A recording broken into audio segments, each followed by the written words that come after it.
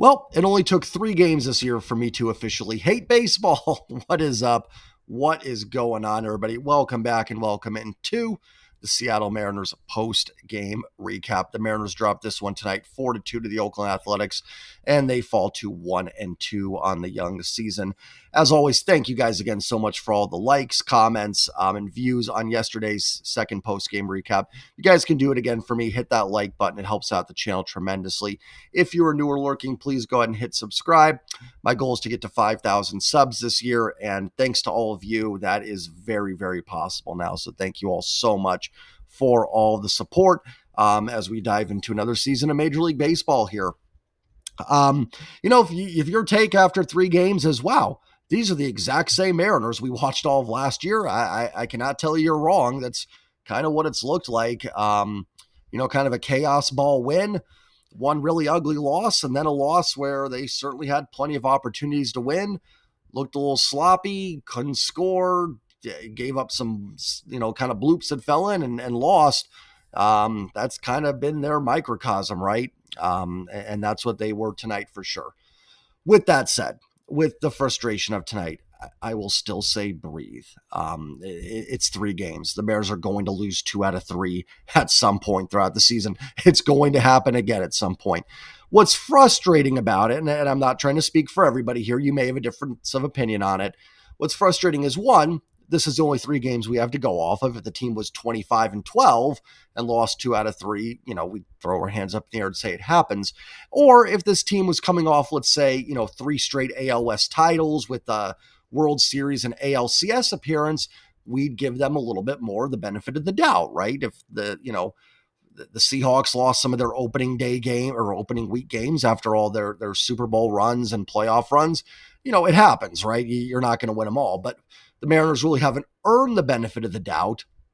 So that just compounds with what we've seen so far to start this season and makes these last 2 losses frustrating. The truth of the matter is, whatever your take was on this team coming into the season should still be exactly what your take is on this team now.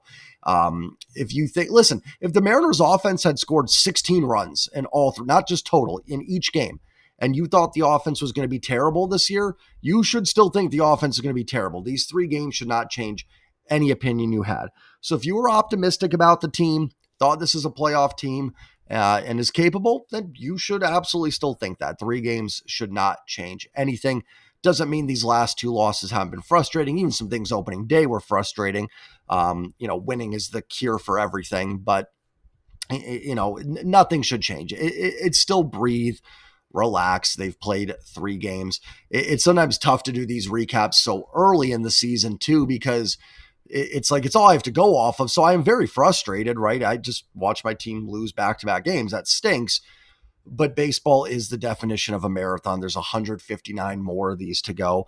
I kind of give things, I usually wait a month to really start digging in on things and going, wow, this guy looks terrible, or wow, this isn't working out, or the opposite. Like, hey, they look really good and they look really strong in this aspect of the game. I usually give it about a month. Now, if they unfortunately have something where they go like 4-17, then you got to change it a little bit, right? If you dig yourself such a big hole where it's going to take everything you have just to get back to 500, then we have a problem. But if they toil around 500 for a month, that's not the end of the world. You're still that sort of like, 8-2 run or 6-3 run away from boosting yourself ahead. And I do think the AL West, I don't see anybody running away with this division. Oakland, the A's, the Athletics. I mean, Oakland should still have the Athletics, but I don't want to come across insulting anybody there. The Athletics and the Angels, I think, are better. Texas should be better than last year. Houston, I'm not going to try to get a big AL West preview here. I think they're still good, but I don't see anybody winning 100 in this division. So I think if you can hang around the 500 mark and find a couple hot streaks in there, I think the Mariners will have a chance. Now, will they do that? Well, I don't know, but certainly nothing that we've seen in these 3 games should change your opinion on the team. But you have every right to be frustrated as well, if that's where you're coming from. I get it. I totally get it. Different game than last night for sure, right? Last night they just got their clocks cleaned. It was kind of over by the mid innings. It was just a really bad baseball game. There were some better things tonight. The at-bats were better, if not still extremely frustrating, and the runners in scoring position at-bats were frustrating. Man, this feels like every post-game recap I did last year and the year before too. Um, you know, but it was, certainly a more competitive game, obviously, and the bullpen was much better tonight, did a solid job, and we'll get into Bryce Miller and all that. But they had plenty of opportunities early on to really, I thought they should have probably been up 3 or 4-0 against Beto early on in this game, and they kind of let him off the hook. Again, kind of things we've talked about all the time with the Seattle Mariners. They had an opportunity in the first inning, didn't score. They had a runner at third, less than 2 outs, didn't score. They had back-to-back walks to start an inning, didn't score. The ninth inning, I'm not going to get on too much. Mason Miller, you weren't getting a run off Mason Miller, but even there, he had a base runner with 1 out, didn't score. It feels like they had a base runner pretty much every inning but the eighth. In fact, I think they may have. And they only put up 2 runs. And in fact, only one of those runs was on a hit. The other run was on a ball that was thrown into center field. Thanks to Ryan Bliss stealing second, Rowdy Tellez was able to score. So, whereas last night was just bad baseball, tonight was super frustrating baseball, to say the least. So let's start with the pitching, then we'll dive into everything else. Let me pull up the box score here real quick. I thought I had it up. I apologize. Let's pull that up. Bryce Miller, 5 2/3, 6 hits, 3 runs, all 3 earned, 2 walks, 4 Ks, and give the home run to Langoliers. Kind of what I'll echo with Castillo yesterday. I thought Bryce was fine. Didn't think it was the best I've seen him. Didn't think he was incredibly sharp, but he did enough to win the game. I didn't see anything there that made me say, oh man, Bryce was bad tonight. Truthfully, the home run to Langoliers was a pitch that was, up and inside, and the exit velo on it was only 93 with like a 110 expected batting average. So I can't get on Bryce too much. And then the Andujar base hit was a pitch that was low in the zone. Maybe with 2 strikes, you want to get that a little bit lower. But both hits that scored runs off Bryce Miller were on pitches that I don't think were terrible. I guess the one to Langoliers, you could make a case for a little bit, want a little more velo on that pitch. I think it sat at like 93, 94. Maybe would like to see it, a little faster to try to get it by him. But, again, not like super sharp, kind of like Castillo last night, right? Like, not the best we've seen Bryce Miller, but good enough to get a W. And again, like same as last year, right? Logan opening day, 7 innings, 1 earned run, doesn't get a win. Team does, but Logan doesn't. Castillo, 5 innings, 2 earned run. Miller, 5 2/3, 3 earned runs. And you have 3 starting pitchers without a W to start the season. So, like I said, not a lights out performance, but certainly good enough with some better offense that Bryce Miller probably does get the win. And truthfully, they had the base runners to do it. They had the opportunities to do it. So no reason they couldn't have gotten Bryce a W today. But he'll be, we'll see better outings from Bryce. Like I said, this won't go down as one of his better ones, but certainly not a poor performance by any means. A real nice job. That strikeout of Brent Rooker, was that in the 5th inning? I think it was in the 5th inning. That was a tremendous sequence for Miller. Really impressive against Rooker there. He could have opened that game wide open.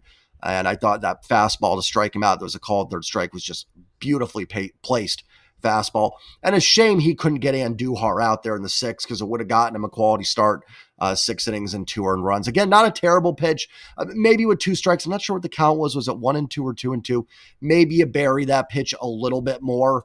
But Andujar just kind of went down and got it. Made good contact on it. It was hit hard, but it was just right on the ground and got through. When things like that happen, it's not much you can do. And like I said, even the Langoliers home run, not taken away from him. He's got good pop. But that was not exactly a crushed home run. In fact, the ball JP hit that died in center field was hit hard with a higher expected batting average than the Langoliers home run. So Miller was fine tonight. Bullpen did a nice job today. First it was Colin Snyder, 1 inning, 1 hit, 1 run, 1 strikeout. Now, unfortunately, the fielder Colin Snyder kind of hurt the pitcher Colin Snyder, as they had that mess up there where him, Cal, and Polanco all came together and Keystone copped the fly ball. I'm not a coaching expert, so you guys can correct me if I'm wrong. I would assume that's Polanco's ball. I'm not going to blame Polanco there, though, because Cal was there, and then Snyder was the one kind of going for it. I guess whoever ball it is, whoever calls it, but normally don't see a pitcher catch those pop-ups unless it's happened so quick and no one else can get to it. So I think Snyder's got to back up there and let Polanco catch that. But Snyder, the pitcher, looked really good. So that was fine. Gabe Spire, we talked about Polanco, at least with the bat, looking like, he is back to what we hoped we'd get last year, the 2023 and previous year's Polanco. Gabe Spire looks really good. 2/3 of an inning, 1 hit, 1 strikeout. Spire, and he's touching 95, 96. That was the big thing last year, even when he wasn't getting results. Even when he was getting results, he was sitting like 91, 92. So just kind of a lost year. And I really think that was, we know kind of the big reasons why the Mariners didn't make the playoffs last year, but there's lots of little reasons too. And I think not having that dominant lefty that you had in 23 and Gabe Spire hurt them a lot last year. So good to see Spire. He looks back. Still very early, right? We're talking about two outings. You don't want to get too far ahead. But Gabe Spire looks really, really good. Much better performance from Bizarro tonight, inning and 2/3, 1 hit, 1 strikeout. Good to see as well. Tough debut for Bizarro yesterday. Some of that falls on Saucedo. Some of that falls on that little Blade blooper kind of just falling in for a hit. And some of it falls on Bizarro as well. But he looked much better today. And you can see why, you can see a good reliever and they're just got to stay consistent. But it was much better to see. And a good performance from Bizarro. Nice bounce back from the bullpen. And, obviously one of those runs scores on sort of a frustrating, the pop-up, and then Rooker gets the infield hit. That's one that Snyder dropped, then Rooker gets the infield hit right after. Super frustrating. So they should have held him to one less run, but the bullpen did its job and gave the offense chances to get back into this game. Unfortunately, it was some of the fielding that messed them up a little bit more than the pitching necessarily in those instances. So nice job by the bullpen. Let's take a look at the offense today. Victor Robles. Let's actually first talk a little bit about, I'm going to go to the play-by-play here, just kind of go over some things before we just dive into the box score necessarily. So kind of talked earlier how the Mariners had opportunities today, right? Yesterday we saw 3 walks, 13 strikeouts. Today, 6 walks, 12 strikeouts. They also had 2 hit by pitches. So I thought they did have better at-bats. There was some better contact today. Victor Robles had the double off the wall to start the game. JP had a drive to center that I think in June, July gets out of the ballpark.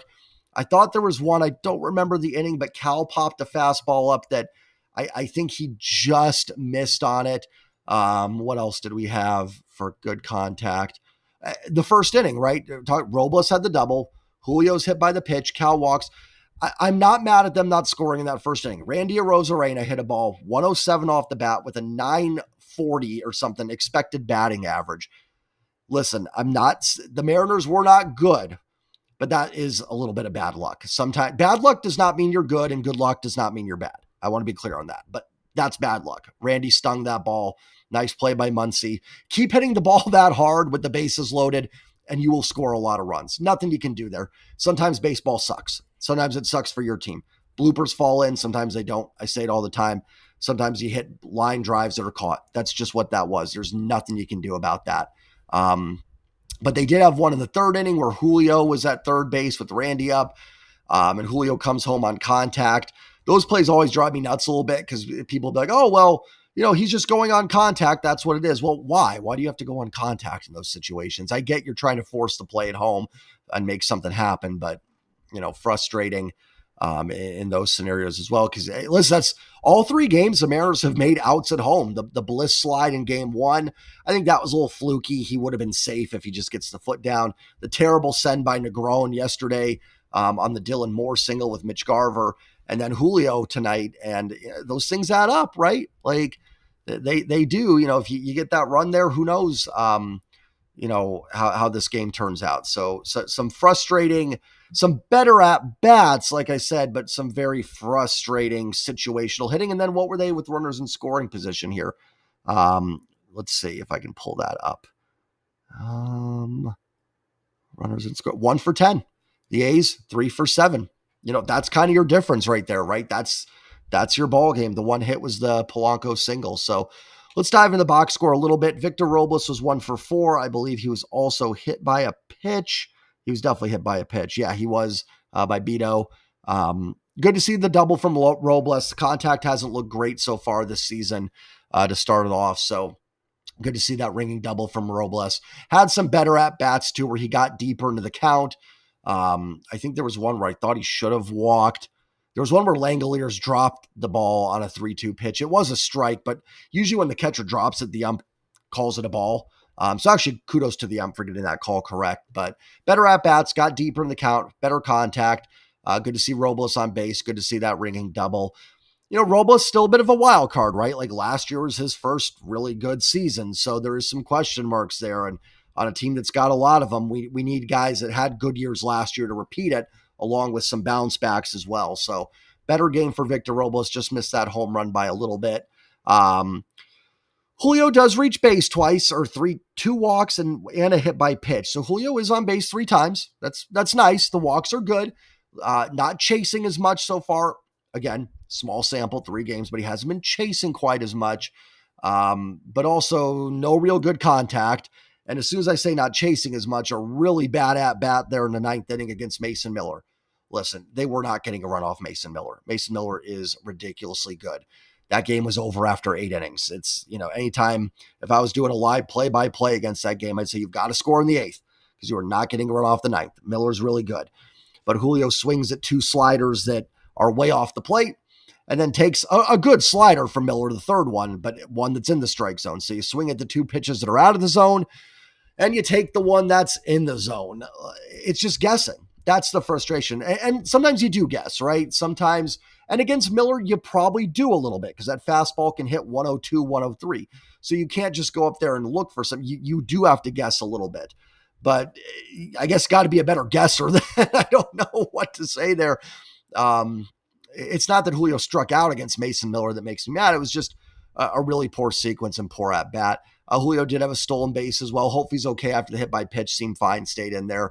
Seemed fine in center field. So I know it sounds weird to say after that last at bat, but he is doing a better job so far, not chasing. But got to put the ball in play a little bit. I don't think I've seen one piece of hard contact yet from him.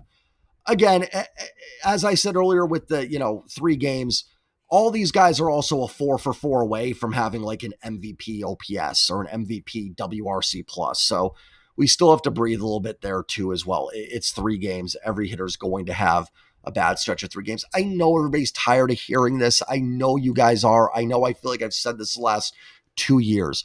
I get it. This team was super frustrating last year and the year before and missed the playoffs by a game each of the last 2 years. So every loss feels very big because we know how close and what it could come down to.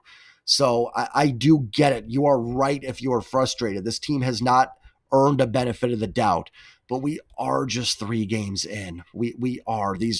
Nobody's numbers should really matter yet for anything. Even the guys I'm praising, even I'm going, oh, Gabe Spire looks back. The velocity does look good. That's important. But I mean, these guys all the guys I'm saying look good could stink, and all the guys that look like they stink, go 5 for 5 tomorrow and they look like MVPs. So it is still, that's why I just don't dive in and rip guys right away because they're all 1 game away. That's why I give it a month, because after a month, the numbers are starting to stabilize a little bit. Doesn't mean they can't have a couple hot weeks and get the numbers boosted in May, but the numbers do start to stabilize a little bit. And it's more than just, 1 game turns around your whole season at that point. So I'm not just going to rip into people in overall. Now, in terms of the game itself, yeah, got to be better. But the overall, I'm going to let it go a month unless it just gets so out of hand in April. But got to see better contact from Julio. Good to see him on base a couple times and a really poor at bat, in my opinion, to finish it off. Cal 0 for 3 with the walk. Cal off to a tough start as well, right? Doesn't have a hit yet. Popping up a lot of things. Timing just seems a little bit off. Not worried about Cal. Randy 0 for 3 with the walk. Funny, I think Randy just has the 1 hit, but has a 777 OPS so far in the year. I think the home runs has only hit. But he's had some okay at-bats, some rough swings and misses, but working walks, getting on base. So, listen, with how everyone's hitting so far through 3 games, not going to get on Randy yet. Luke Raley 0 for 2 at the strikeout. Mitch Garver pinched hit. He was 0 for 2. Didn't have a problem with those pinch hits with Garver and with Garver for Raley and Dylan Moore for Rowdy Tellez. I don't mind doing it early, especially with Mason Miller looming, because you're not going to do it in the 9th. It's not going to matter in the 9th. Not that you'd want to pinch hit righties versus lefties or anything like that. But I lost my train of thought there. Dogs barking in the background. Not that you'd want to pinch hit for a lefty like Raley against Mason Miller. But my point is, you don't want to save those guys for later in the game because against Miller, it's probably not going to matter. That's what I was trying to say. Better do it against the weaker Athletics reliever. So I didn't have a problem with either one of those pinch hits. They just didn't do anything with them. Polanco continues to swing the bat well, 1 for 4 with an RBI single, making good contact. Even the ones he's missing, and fouling off, he's making pretty good contact. Had one strikeout today where he looked a little rough. Now, the defense for Polanco has been interesting. I actually think he's made some decent plays. The one where he sort of lawn darted the throw to first base, I actually thought was a really nice stop. The arm does not look good, though. The arm looks bad. Even I talked about one opening day where it looked like kind of a lollipop throw. There was another one in game 2, I think yesterday, where he just got a guy barely that I don't remember exactly, but it was kind of a weak throw. And then there was a couple today that were tough. So I actually don't think he's looked terrible. Moving around, making stops, looks okay there. But the arm does not look super impressive at all. So that is a concern for me. I don't know what you'd really do there. Again, I think you gotta kind of give it a month and see if maybe that just improves a little bit as time goes along. Maybe there's just something there. He's just hasn't played third in a while, so he's just kind of building up the arm strength, similar to like a pitcher building up the arm strength and the velocity as the season goes. Your only internal option would be Dylan Moore, but I'm not going to get into talking about positional changes, 3 games into a season. Rowdy Tellez was 1 for 2. His base hit wasn't hit hard, but again, they balance out, right? Randy stings the line drive. Oh, it's something I forgot to mention. Well, I mentioned that with Randy, but had that one really hard hit that, resulted out, unfortunately. Rowdy's kind of blooped in there, but, good to see him get a base hit and scored a run on the Bliss stolen base. Dylan Moore pinched hit was 0 for 1 with a walk. Bliss had the base hit, first hit of the year. And Bliss continues to look good defensively. I've been impressed so far. I was a little bit worried. Another one with kind of the arm strength, but the range has looked good. The arm strength has looked really good. So it's been super encouraging to see Ryan Bliss so far defensively. Wasn't sure how he'd look. Bat looks all right. I thought that in the 6th inning when there was 2 on and 1 out, he had a drive down the right field line that I thought would drop in, but it didn't, unfortunately, then kind of popped out or flew out a little bit. The at-bat in the 9th against Mason Miller, didn't have a chance, but it is what it is. That's why, again, you don't want to get it to the 9th against the Athletics because you're going to have to face Miller. So Bliss has looked fine to me so far through the first 3. JP 1 for 3 with a walk. The hit kind of a bloop that fell in. Did have that hard hit. I think it was in the 2nd or 3rd inning that I thought was getting out. I think JP thought so too. I don't know if it got caught in the marine layer or whatever it was, but it was hit hard. I think 103 exit velo, high expected batting average, probably one in the summer that does get out.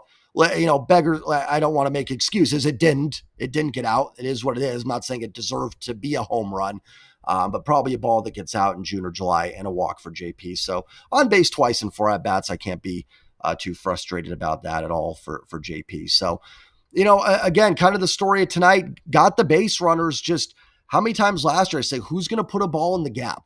Who is going to clear the bases and make this 3-0? Who is going to get that base hit and make it 2-0? Hit the grand slam and bust a game open. That was a story of last year, a theme of last year. Last night was just terrible baseball. Tonight was just not cashing in. The opportunities were there. I don't think Beto threw the ball all that great. He battled. I'll give him credit.